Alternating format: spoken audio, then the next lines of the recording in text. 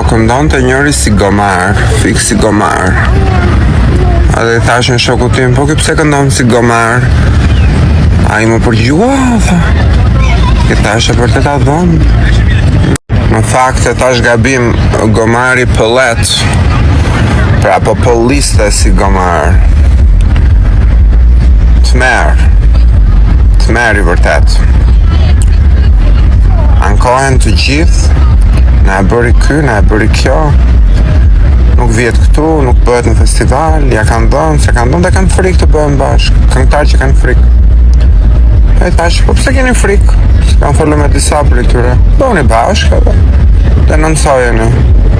Kanë frikë. Kanë shumë frikë. Si do t'ja bëjmë që t'ju heqim frikën? Si? Po ta fillojmë nga pak. Filloni njerë denonconi këta që pëllasin. Po thojni troq, ky pëllet. Ç'të ke që ka? Mendimi juaj. Mos e keni për festivalin Roto Shos, nuk e kisha për atë, ja. Është nga këta gjigantët e muzikës të Shqipërisë. Këta që të rënqesin trupin, ta bëjmë pushkuriza. Jo, nuk e kisha për këta të festivalit, se këta të festivalit nuk janë bërë akoma gomer. Janë akoma të kryqat. Nuk pëllasin aq fort ende. Se këta që janë gomer, që kanë qenë dikur kryqër, dhe janë bërë shu qa quajnë vetën star, ka pëllasin. Po kryqat e rinj do pëllasin të ardhmen. Se vura pak më para dhe Freddie Mercury, çfarë kontrasti. A nuk po themi të jenë kështu, po më vjen shumë keq që kanë frikë njerëzit. Më vjen vërtet shumë keq. Se hoqa syze të bëhem serioz tani. Nuk ka asgjë të keqe të kritikosh në art, pra nuk bën krim. Kritika e artit është gjë më e mirë që mund të ndodhë. Pra, siç ka kritik letrar, që kjo vepër nuk është e bukur, nuk është shkruar bukur. Dhe i thuhet një shkrimtari, ti nuk shkruan bukur, ose duhet rregullar dora, ku di unë. Siç ka kritik për filmat, siç ka kritik për muzikën, do të ketë edhe për këngëtarët. Pra nuk ka asgjë të keqe ti thoni kolegëve tuaj që ti nuk ke vokal, ti pëllet. Asgjë të keqe nuk ka, nuk bëni krim, pse keni frikë? Të thoni mendimin tuaj. Hapur fare. Nuk bëni asnjë gjë të keqe. Se ky është problemi, që në Shqipëri bëhet pseudo art dhe askush nuk ka një zë kritik. Të dali dikush të kritikojë diçka që ndodh. Të gjithë bëjnë share këngët e njëri tjetrit, po të gjithë del një gomar pëllet, pse më iku kjo. Dhe del një gomar pëllet, edhe të gjithë e bëjnë share, i bëjnë qok njëri tjetrit.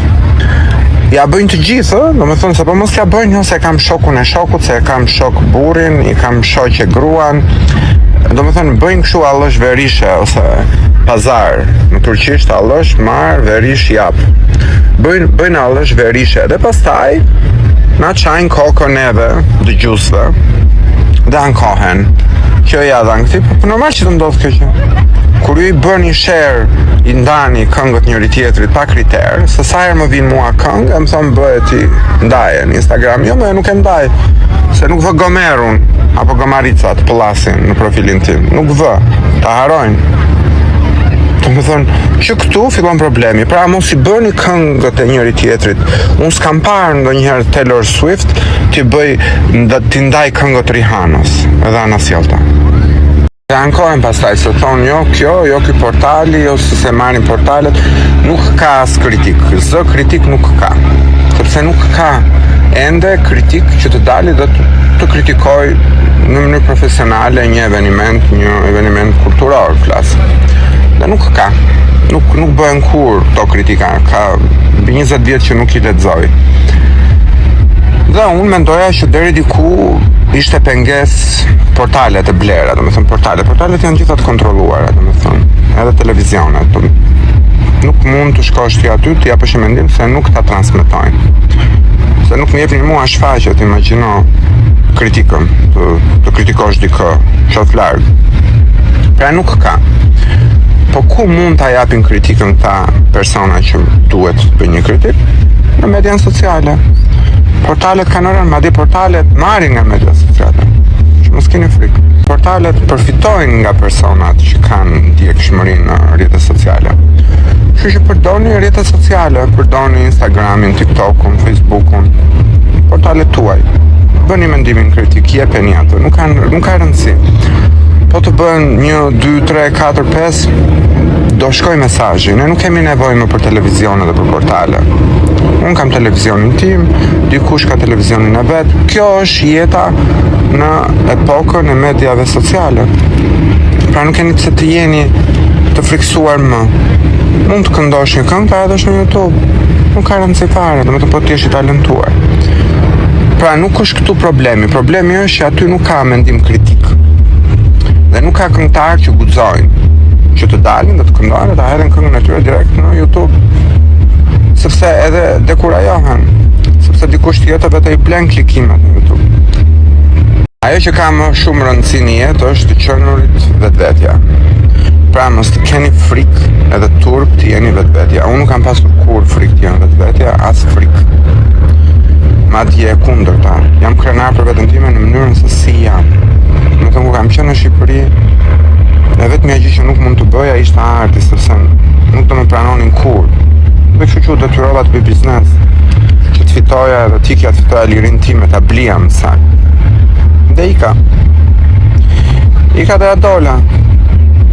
Do thonë ju, nuk të përmendin shumë Shqipëri. Po më është puna. Unë po të doja të isha në Shqipëri, rria në Shqipëri. Kështu që nuk është se na prish shumë punë. Ai që është i talentuar shkëlqen kudo. Kështu që mos keni frikë fare, s'keni frikë. Nga asgjë. Dhe nga Zoti nuk do të keni frikë, sepse Zoti nuk i ka qenë frikacak. Ato që duan, personat që duan të kontrollojnë, qoftë diktator, qoftë politikan, qoftë persona që përfitojnë nga arti, qoftë këta që përfitojnë nga vajzat e bukura, që im përpiqen t'i menaxhojnë, din vetë ata çfarë bëjnë. Ata përfitojnë nga frika kolektive. Pra, nëse ju do keni frikë, çdo gjë do jetë ende në kontrollin e tyre. Në momentin që ju nuk do keni më frikë, çdo gjë do ndryshojë. Do jetë si nata me ditën, ua premtoj. Në fund të fundit një jetë keni dhe një flutur, një specie fluturash që jeton një ditë nga mëngjesi deri në darkë. Por është ndër fluturat më të bukura. Dhe është ndër fluturat që është më impresionuese. Madje nuk ka as gojë që të flasë. Po jeton një ditë dhe është shumë e lumtur në atë ditë. Pra jeton një ditë